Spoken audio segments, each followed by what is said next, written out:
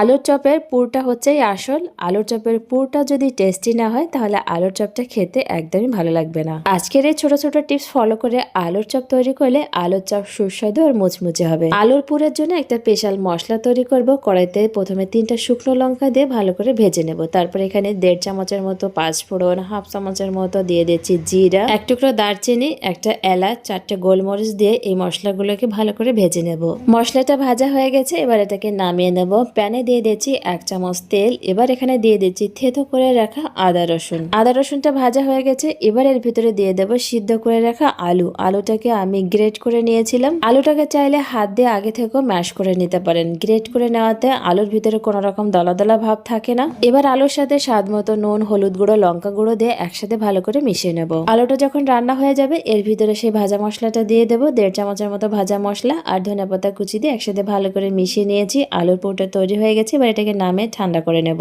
1 cup বেসনের সাথে 2 চামচ চালের গুঁড়ো, স্বাদ মতো নুন, কালারের জন্য সামান্য হলুদ গুঁড়ো, ঝাল অনুযায়ী লঙ্কা গুঁড়ো আর 1 চামচ দিয়ে দিচ্ছি আদা রসুন বাটা, সামান্য পরিমাণে বেকিং সোডা আর পরিমাণ মতো জল দিয়ে বেসনের ব্যাটারটা তৈরি করে নেব। বেসনের ব্যাটারটা তৈরি করার সময় একবারে বেশি পরিমাণে জল দেওয়া যাবে না, অল্প অল্প করে জল দিতে হবে আর বেসনের ব্যাটারটা তৈরি করে নিতে হবে। এভাবে চামচ দিয়ে যদি বেসনের ব্যাটারটা তৈরি করা হয়, বেসনের ভিতরে এক দলা দলা যে ভাবটা থাকে সেটা একদমই থাকবে না। আর একবারে যদি বেশি পরিমাণে জল দেওয়া হয়, বেসনের ব্যাটারটা তৈরি করার পরও বেসনের যে দলা দলা একটা ভাব থাকে সেটা ব্যাটারের ভিতরে থেকে যায়। এভাবে চামচ দিয়ে মিশিয়ে বেসনের ভিতরে যে দলা দলা ভাবটা থাকে সেটা একদম ভালো করে মিশিয়ে নিয়েছি। এবার পরিমাণ মতো জল দিয়ে দিচ্ছি আর বেসনের ব্যাটারটা তৈরি করে নেব। আজকের আলুর চপ বানানোর জন্য বেসনের ব্যাটারটা আমি একটু হালকা ঘন করে রেখেছি, বেশি পাতলা করে রাখিনি। আলুর পুরটাকে এভাবে গোল করে নেব। আলুর পুরটাকে এভাবে হাত দিয়ে গোল করে নিয়েছি। এবার বেসনের ব্যাটারে ডুবিয়ে এটাকে গরম তেলে ভেজে নেব। তেলটাকে মাঝারি গরম করে নিয়েছি। এবার আলুর চপগুলো একে একে তেলের ভিতরে দিয়ে দেব।